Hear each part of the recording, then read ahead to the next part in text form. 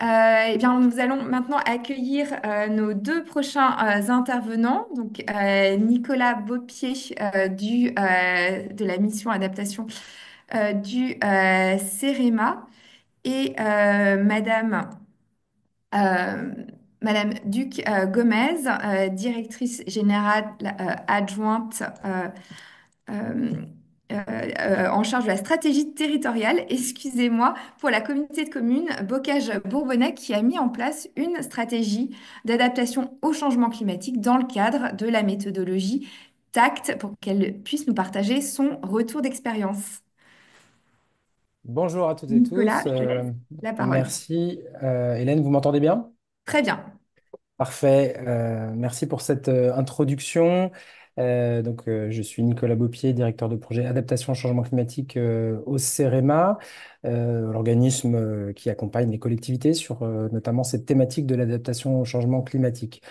Donc cette séquence, elle vise aussi à illustrer finalement ce qu'a pu présenter Aude Bodigel sur la démarche TACT et ce volet trajectoire avec Catalina Duque Gomez qui va nous expliquer la manière dont sa collectivité, la communauté de communes du Bocage Bourbonnais dans l'Allier, a déployé cette boîte à outils TACT et a structuré sa stratégie autour de cette notion de trajectoire.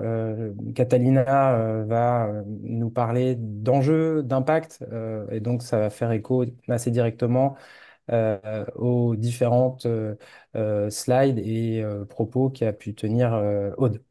Voilà, sans plus attendre, je laisserai Catalina se présenter, puis répondre à une première question qui sera d'ailleurs illustrée, je crois, par quelques slides, de savoir tout simplement pourquoi votre collectivité a lancé la construction de cette stratégie, finalement, quelles étaient les motivations initiales de la collectivité, des élus, et peut-être ainsi, Catalina, tu pourras nous dire voilà, quel a été un peu l'historique autour du lancement de cette démarche. Merci à toi. Je te laisse partager si tu veux ton écran. Alors, on ne t'entend pas là, malheureusement. Il y a peut-être un souci avec ton casque.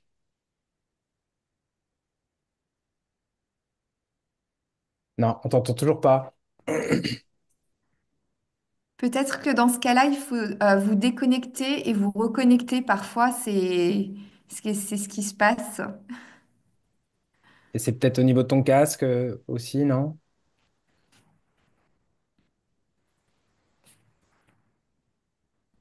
Alors, on t'entend pas.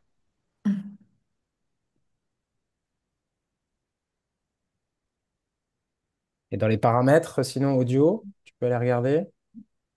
Enfin, oui, souvent le plus simple, c'est de se déconnecter, de se reconnecter. Décidément, il y a quelques petits soucis techniques. Je ne sais pas comment on peut. Je pense qu'elle va se reconnecter d'ici 1 ou 2 minutes. Je sais pas, Quentin, si tu es encore là, parce que je vois que ta vignette est là, mais tu es peut-être déjà parti. Si c'est pas le cas, il y avait une question sur l'horizon temporel de la démarche des indicateurs territoriaux. Oui, merci Hélène, je suis toujours là et j'étais en train d'y répondre par message, mais du coup je peux aussi le dire de vive voix. Donc en termes d'échéance, enfin c'est juste pour dire c'est une démarche continue, mais même si c'est une démarche continue, il y a en effet des échéances. Il y a déjà des indicateurs qui sont disponibles, comme je le disais, côté territoire en transition, dans côté Facilitact aussi, puis il y a une alimentation en fait qui se fait un peu dans le temps, en fonction des données qu'on peut mettre à disposition, etc. Donc ça c'est un peu la partie continue. Et sur la partie écologie pour la Tagou, c'est en mars 2025 du coup qu'on prévoit la mise à disposition de premiers référencements d'indicateurs. Et après, dans l'année 2025, il y aura aussi d'autres choses qui se font au fur et à mesure. L'idée, c'est justement d'avoir un peu cette démarche socle pour après alimenter les différents usages. Par exemple, les TCAET, Est-ce que vous m'entendez? Oui, Oui, c'est bon. oui. Parfait. super. Et ben voilà, du coup, je peux C'est laisser, je bon. vous laisse la main. Merci, bonne Excusez-moi. journée. Normalement, j'avais fait le test et ça devait fonctionner, mais C'est pas apparemment non. grave. Merci Catalina, merci Quentin. Donc oui, toute première question concernant voilà, l'historique et les motivations qui ont poussé la collectivité à se lancer dans cette stratégie autour d'une trajectoire. Alors oui, déjà merci beaucoup de nous permettre de partager notre expérience. Donc je suis Catalina Duque Gomez, je suis directrice adjointe à la communauté de communes du Bocage Bourbonnais en charge de la stratégie territoriale. Et du coup, pourquoi nous nous sommes lancés? Alors par contre, je pense que j'ai toujours pas le moyen de partager les slides. Euh, Alors, normalement, je c'est vous ai pas donné bien. l'autorisation. Normalement, vous êtes... Bah, c'est qu'elle s'est déconnectée, reconnectée peut-être. Il faut que tu Oui, la... justement, je vous ai Mm. redonné, quand vous êtes reconnecté, je vous ai redonné le... C'est bon. Voilà. Est-ce que c'est bon là pour vous? Alors, pas encore, Et, ça ah, arrive. je pense que c'est bon là. Non? Ça arrive, ouais. C'est C'est bon. bon. Merci. Bon, on va y arriver. Donc, notre point de départ, ça a été dans le cadre du projet alimentaire territorial. Donc, la communauté de communes est engagée depuis 2020 dans le cadre d'un projet alimentaire territorial et lors de différents échanges que nous avons eus avec nos agriculteurs, la question des impacts du changement climatique s'est posée. Ils souhaitaient savoir comment on pouvait ou pas les accompagner. Et en fait, on s'est rendu compte qu'on n'était pas forcément équipés, on va dire, que la question de l'adaptation au changement climatique avait été peu traitée dans le cadre de notre PCAET. Et que du coup, euh, on avait besoin d'être accompagné. Et c'est dans ce cadre-là, lors de nos échanges avec nos référents ADEME, que nous avons pris connaissance de la démarche TACT et que du coup, nous avons intégré ce projet. Ce qui nous permettait aussi de faire le lien avec à la fois l'Atlas de la biodiversité communautaire qui venait juste d'être finalisé et le fait d'être engagé en tant que territoire engagé par la nature. Donc, tout d'abord, une présentation très rapide du contexte. Donc, nous sommes une petite intercommunalité au nord de l'Allier, 25 communes, un peu moins de 14 000 habitants, avec une activité rurale agricole qui est très, très importante, et notamment spécialisée dans l'élevage bovin, un peu d'ovins et de volailles qui commencent à se développer de plus en plus, et les cultures associées. Et bien évidemment, quand le nom de notre intercommunalité peut laisser comprendre, le bocage est très important, donc les haies bocagères et les forêts qui couvrent 12% du territoire. Et la question de l'eau est au cœur des préoccupations puisque nous sommes tête de trois bassins d'eau. Donc ça veut dire que l'eau coule chez nous. Donc ça fait que nous sommes fortement concernés par les épisodes aussi de sécheresse. En 2022, du coup, nous nous sommes engagés et on a fait du coup un diagnostic de vulnérabilité qui nous a permis d'identifier là où on va dire, les principaux éléments, les principaux impacts qu'on pouvait observer aujourd'hui sur la base des données dont on disposait à ce moment-là.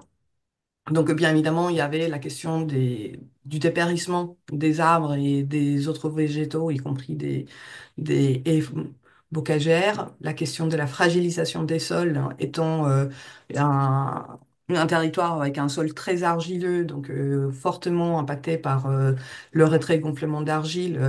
Nous avons des communes qui sont très, très impactées.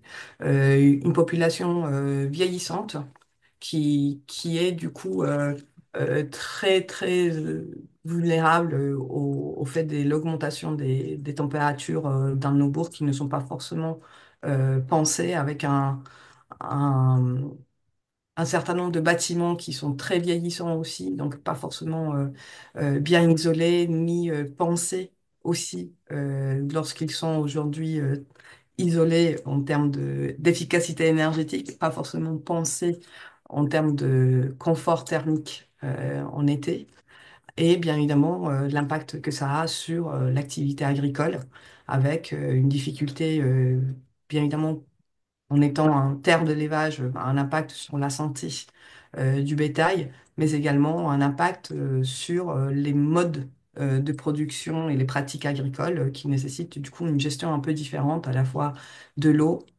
des temps d'extérieur des animaux, etc. Voilà. Très bien, merci Catalina. Alors, c'est intéressant effectivement de voir que vous avez travaillé à l'élaboration de ce diagnostic. Souvent, la question qu'on se pose ensuite, c'est comment on passe à la stratégie, hein. Ce passage du diagnostic à la stratégie n'est pas nécessairement des plus simples. Peut-être que tu vas pouvoir nous dire quelle méthode vous avez employée, comment vous avez par exemple fait appel aussi à la concertation, et puis déjà nous montrer effectivement comment ça s'illustre et ça se traduit concrètement, ce passage du diagnostic à la stratégie. Alors ouais, une fois donc ce travail pour identifier, on va dire, pour poser le cadre, a été fait déjà par notre chargé de mission PCAET avec l'accompagnement du bureau d'études qui a été mis à disposition par l'ADEME dans le cadre de la démarche. Et sur la base de l'analyse de ces données, nous avons mené un travail d'abord avec ce que nous avons appelé l'équipe cœur, qui est une équipe, on va dire, un sorte de comité de pilotage de la démarche, qui est composé d'élus et d'agents. Donc nous avons notamment autour de la table les membres du bureau communautaire avec les différentes délégations. Nous avons souhaité que ça ne soit pas uniquement nos VP en charge de la transition et de l'aménagement du territoire, par exemple, qui soient autour de la table, mais la volonté a été de convier l'ensemble du bureau communautaire. Alors, tout le monde n'a pas participé à tous les temps de travail, mais lorsqu'il y avait des temps, et notamment par exemple celui que nous avons organisé sur le diagnostic, nous avons eu la totalité du bureau communautaire qui a été présent. Et en termes d'équipe technique, nous avons souhaité mobiliser à la fois nos directeurs en charge de l'économie, du tourisme, de la santé, les services techniques en charge, par exemple, des projets de revitalisation des centres-bourgs, euh, pour que ça ne soit pas uniquement une question qui concerne les services en charge des démarches d'environnement et transition. Et donc, le travail qui a été mené avec eux, ça a été sur la base de l'analyse des données dont vous avez parlé plus tôt tout à l'heure dans le webinaire. Ça a été aussi une volonté de leur faire prendre conscience, même si une grande majorité des élus du bureau communautaire étaient convaincus de l'intérêt de cette démarche, c'était aussi de leur faire prendre conscience de quels sont euh, les risques et en quoi on est vulnérable aujourd'hui et quel va être notre degré de vulnérabilité à moyen ou long terme. Et pour ça, on a fait appel à deux choses. La première, ça a été leurs souvenirs. On a fait une fresque qui les a conviés à essayer, par rapport à ces différents éléments, à essayer de marquer dans le temps les événements qui pour eux ont été marquants. Par exemple, des orages, des moments où ils ont vu que le sol de leur commune et donc l'église a craqué. Bon, voilà, différents éléments qui faisaient appel à la fois à leur mémoire, mais du coup à leur connaissance très fine du territoire, pour qu'ils se rendent compte en fait que on parle au-delà de chiffres, en fait. Que on parle pas d'événements qui sont complètement déconnectés de leur quotidien, mais que eux, dans leur chair propre, dans leur manière de travailler aussi en tant qu'élus, sont concernés. Et à partir de là, il y a eu une notation qui a été faite. Donc, c'est une notation qui résulte à la fois de la notation technique de l'analyse des indicateurs, mais également d'une appréciation. Et à la suite de ce travail avec l'équipe Cœur, nous avons du coup organisé une demi-journée et qui est devenue une demi-journée annuelle du coup depuis 2022 avec toute une série de partenaires. On a une trentaine de partenaires qu'on mobilise, qu'on sollicite de manière régulière, mais surtout de manière collective lors d'ateliers, de temps de travail spécifiques avec ces partenaires pour pouvoir du coup confronter à la fois les éléments du diagnostic et cette appréciation-là sur la vulnérabilité à leurs points de vue, qui vont être aussi des points de vue beaucoup plus poussés sur certains secteurs, Donc, par exemple, l'ONF sur l'état des forêts, ils ont pu a- apporter d'autres types d'informations beaucoup plus fines sur la territorialisation. Tout à l'heure, quelqu'un me disait sur la question des échelles pour lesquelles les indicateurs sont produits, d'où l'intérêt de pouvoir confronter justement tous ces indicateurs aussi à des données terrain et à des appréciations de terrain, et pas uniquement se baser sur ce qui est disponible. C'est très important, ces plateformes, mais la connaissance de terrain permet aussi de construire un récit et de permettre aux gens de s'approprier, voire d'avoir une lecture beaucoup plus fine. Nous, par exemple, notre station de météo la plus proche se trouve à 50 km du territoire. Donc, elle n'est pas forcément si précise que ça. Quand on voulait travailler sur la question des vents, sur la question de la pluviométrie, etc., bah, on ne disposait pas toujours de données très, très fines sur notre territoire à notre échelle. Donc, voilà comment, à la suite de ça, on a pu passer du coup à prioriser. Et à l'issue de ça, donc, euh, la consigne méthodologique des TACT, c'est de se focaliser et de prioriser un enjeu. Et cette complexité, elle n'est pas moindre. Et nous n'avons pas pu le faire. D'un point de vue technique, nous n'avons pas pu accompagner les élus à choisir, prioriser un seul enjeu. Il y a eu une priorisation par rapport à différents enjeux, donc une analyse plutôt transversale de plusieurs enjeux. Euh, mais nous n'avons pas réussi à les faire choisir un seul enjeu sur lequel allait être déployée la stratégie. Donc le choix a été fait de travailler sur trois enjeux en même temps. Euh, Ce qui peut poser une difficulté, mais ce qui nous permet aujourd'hui de mobiliser aussi différents acteurs dans le cadre de la démarche. Sinon, on se serait centré ou focalisé sur des actions qui vont mobiliser que certains acteurs. Donc, je ne sais pas si ça répond ou pas complètement à ta question, Nicolas. Ouais, si, je pense que ça, c'est intéressant. Et puis peut-être que voilà, tu peux aussi focaliser, mettre l'accent sur un enjeu en particulier. Ouais. Mm. Ouais, et donc pour revenir du coup sur ce que Aude expliquait sur la question de la planification dynamique, donc à partir de ces observations et de ces enjeux, nous avons mené un travail en interne et avec les partenaires pour essayer de construire des récits en fait sur bon, quel est l'état actuel, donc notre niveau 1, quelles sont les observations, donc où on en est du niveau d'impact, hein, quelle est la suite, qu'est-ce qu'on observerait au moment que la situation va s'aggraver un peu, entre guillemets, et qu'est-ce qui serait pour nous la situation extrême. Je fais un tout petit aparté parce que ça a été très important lors de l'atelier que nous avons consacré avec les partenaires à ce travail-là. On s'est rendu compte que la rédaction qu'on avait au départ, pas celle-ci, mais celle qu'on avait au départ, ne permettait pas de voir la diversité des situations, des impacts sur notre territoire. En étant un territoire, entre guillemets, assez petit, il y a quand même, dans certains bassins, on observe des, des évolutions qui sont peut-être plus rapides. Et donc ce travail, ça a été très important parce que ça nous a permis d'identifier aussi des secteurs qui pourront être priorisés par la suite dans le cadre du plan d'action. Donc ça, c'est quelque chose d'important. On a fait le choix, du coup, de travailler sur ces trois niveaux d'impact de manière concertée. Ça a été une rédaction collective lors de l'atelier.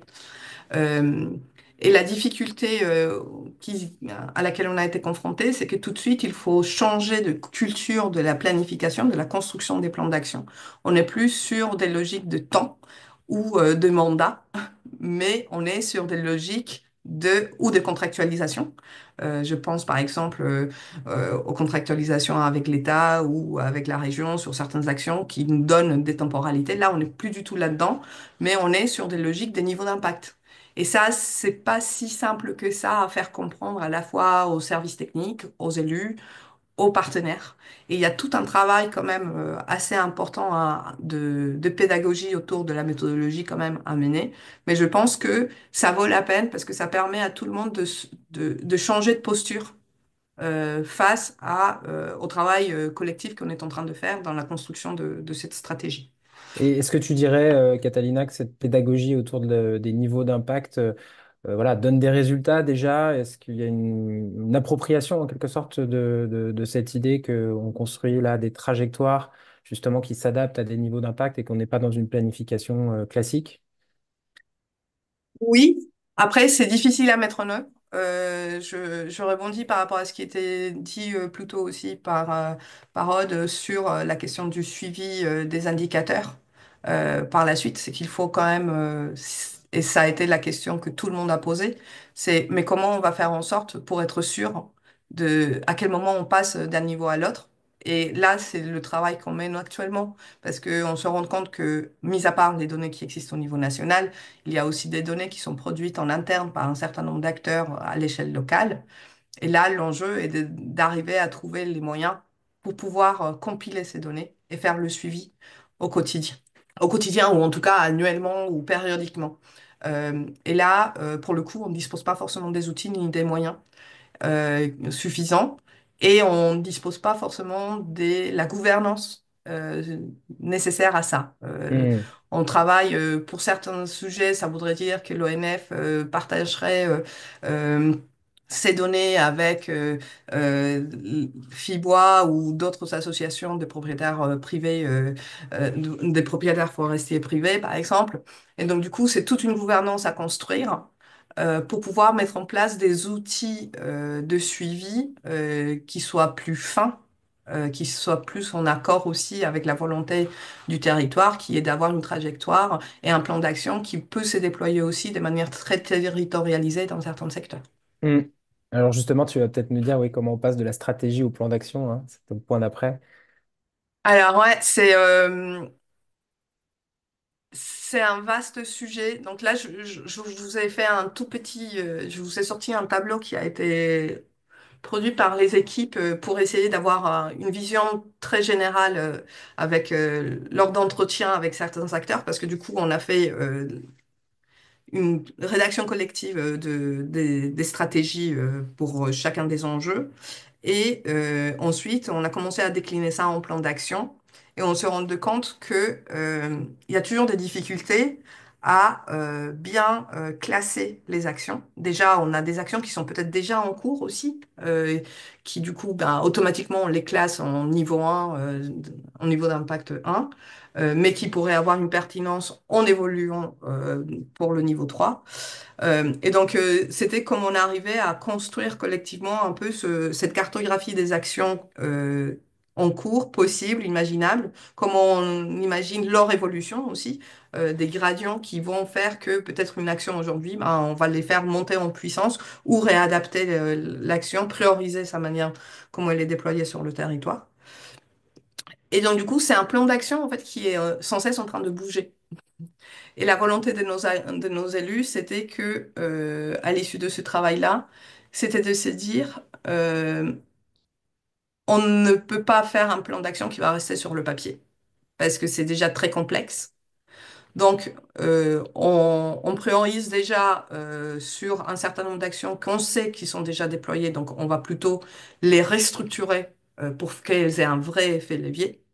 Et de l'autre côté, on va prioriser un certain nombre d'actions qui vont être plutôt de la gouvernance, comme je disais, qui vont nous permettre de construire les bases pour que pour le niveau 2 et le niveau 3, on ait la coopération suffisante entre acteurs pour déployer des actions qui vont avoir une envergure un peu plus importante, y compris d'un point de vue financier et technique. Euh, donc, on passe de la stratégie à l'action en identifiant ce qu'on peut faire. Il y a toujours cette difficulté sur le niveau 3 qui est très difficile. On a vraiment du mal, et je pense qu'on n'est pas le seul territoire à se projeter sur qu'est-ce qu'on peut mettre en place lorsqu'on arrive à une situation extrême. Je pense qu'il y a un blocage aussi collectif en se disant bah, on n'arrivera jamais au niveau 3. Ça génère aussi un peu d'angoisse collective, je pense, de se dire que ce qu'on a prévu pour le niveau 1 et le niveau 2 n'aura aucun effet. Donc du coup, on accepte de prévoir des choses assez fines sur le niveau 3. Aujourd'hui, notre plan d'action n'est pas celui-ci, hein, que je vous projette. Il a été retravaillé à l'issue d'une toute une série d'entretiens qui ont été menés de manière bilatérale ou collective avec certains acteurs par filière ou par groupe d'acteurs en fonction de leur centre d'action pour pouvoir les préciser et les rendre plus opérationnels. Mais c'est là où la plateforme TACT peut avoir un intérêt en tant qu'outil, même si c'est un peu chronophage. Nous, on n'est pas tout à fait bon élève parce qu'à un moment donné, on a un petit peu abandonné euh, la plateforme pour compléter par ailleurs dans un autre outil, pour pouvoir le partager avec les partenaires. Mais la plateforme permet vraiment de manière assez visuelle aussi de voir les interactions entre les différentes actions et comment tout ça s'organise dans un plan d'action. Ok, très bien. Et puis peut-être oui, pour finir, justement pour illustrer un peu plus voilà, la manière dont cette stratégie a été amenée dans ton territoire, tu peux nous dire oui, quels résultats finalement ça a produit, ce que vous en tirez aussi hein, vous, comme enseignement. Et puis peut-être tu pourras donner aussi quelques conseils aux collectivités qui sont ici sur la manière dont on doit s'y prendre potentiellement pour construire ce type de stratégie et de trajectoire. Ouais. Alors, cette petite diapo-là que je vous partage, c'est une diapo qu'on a construite avec justement l'équipe Cœur.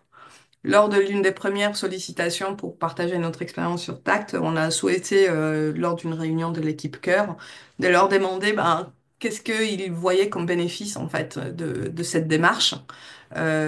Et donc c'est surtout les élus qui se sont prêtés à cet exercice-là. Et pour eux, en fait, il y a eu déjà cette question de la sensibilisation.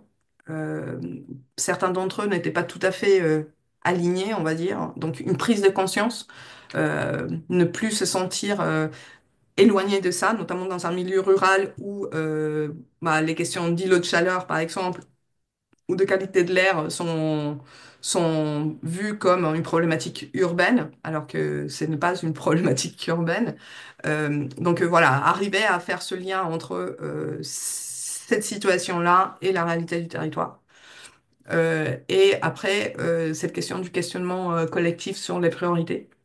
Et donc, sur le rôle de la collectivité, in fine, dans ces cadres-là, sur le fait que ben, la collectivité, compte tenu de l'ampleur des enjeux, ne peut pas être toute seule, en fait. Elle peut pas agir toute seule, et encore moins une petite collectivité avec très peu de moyens comme la nôtre, elle pourra pas pallier à tout. Elle pourra pas mettre en place les bons démarches d'adaptation. Elle pourra pas accompagner l'ensemble des acteurs. Donc, vraiment un besoin d'arriver à avoir une action partagée, portée par les différents acteurs, qui valorise aussi ce que certains acteurs mettent déjà en place.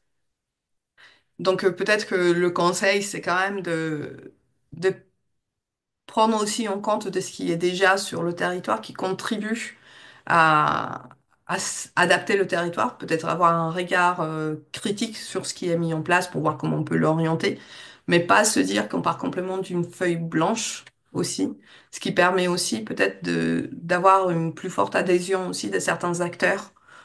Qui vont se dire, bah là, la Comcom commence toute seule à faire quelque chose, alors que nous, ça fait 4 ans que dans le cadre de la gestion des espaces naturels, bah, on y réfléchit. Donc là, c'est vraiment arriver à être fédérateur autour d'un sujet qui est assez sensible.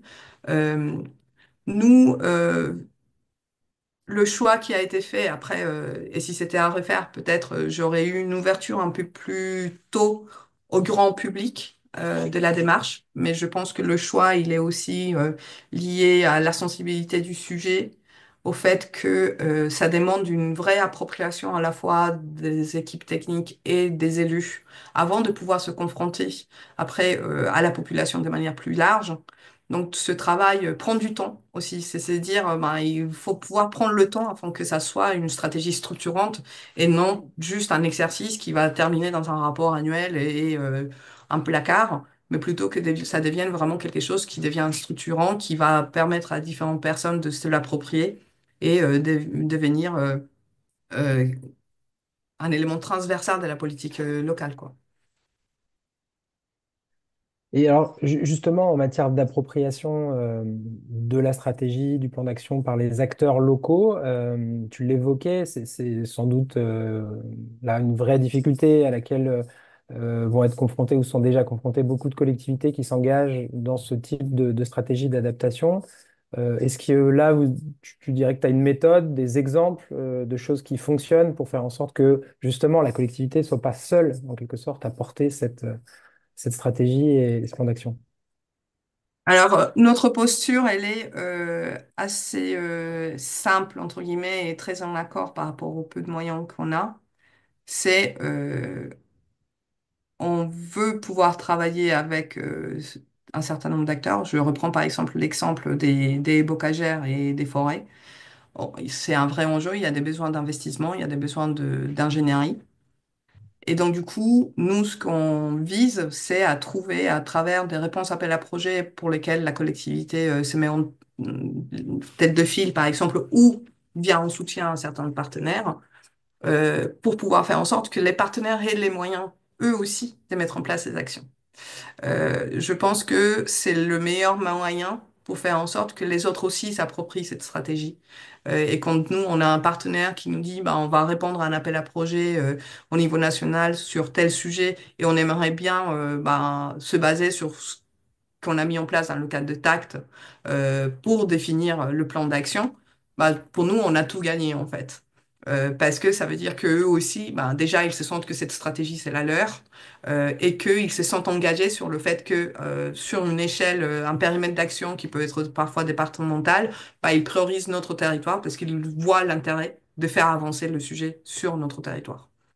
Donc, je pense que c'est vraiment de prendre le temps de construire ce partenariat et ça, c'est toujours difficile à arriver à prendre le temps pour trouver les moyens et pas forcément les moyens que pour la collectivité, mais aussi pour que les acteurs du territoire puissent mettre en place les actions. Super, merci Catalina, c'est très clair. Donc, prendre le temps, hein, ça peut être un des enseignements de cette intervention. Je te laisse poursuivre peut-être, Hélène. Merci Catalina. Merci. Merci beaucoup, Nicolas. Merci beaucoup, Madame Duque-Gomez. Je rajouterais aussi qu'un autre enseignement, c'est que peu importe la taille de votre collectivité territoriale, vous pouvez vous engager dans une démarche d'adaptation. Et on le voit avec le travail de qualité que vous avez fait au sein de la communauté de communes du Bocage bourbonnais. Et a fortiori parce que vous êtes aussi des territoires qui géraient, on parlait des espaces naturels, mais une grande partie d'espaces naturels hein, sur vos territoires. Donc, mettre en place des stratégies d'adaptation, c'est d'autant plus important. Je ne sais pas, j'ai pas vu de questions dans le chat. Je ne sais pas s'il y a des questions pour Madame Duquet-Gomez. Il y J'avais avait une peut-être... question peut-être, Oui. enfin, Aude a commencé à y répondre sur qui vous a accompagné.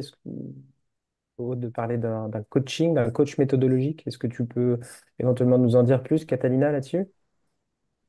Oui, dans le cadre de cette AMI qui a été faite au niveau régional, du coup, l'ADEME a mis en place euh, à donner du temps d'un bureau d'études en fait qui venait nous accompagner. L'objectif, c'était de monter en compétences en interne et pas d'avoir un cabinet externe qui élaborait le diagnostic de vulnérabilité et la rédaction de la stratégie, mais vraiment d'avoir un coach qui venait nous accompagner d'un point de vue méthodologique, mais également technique.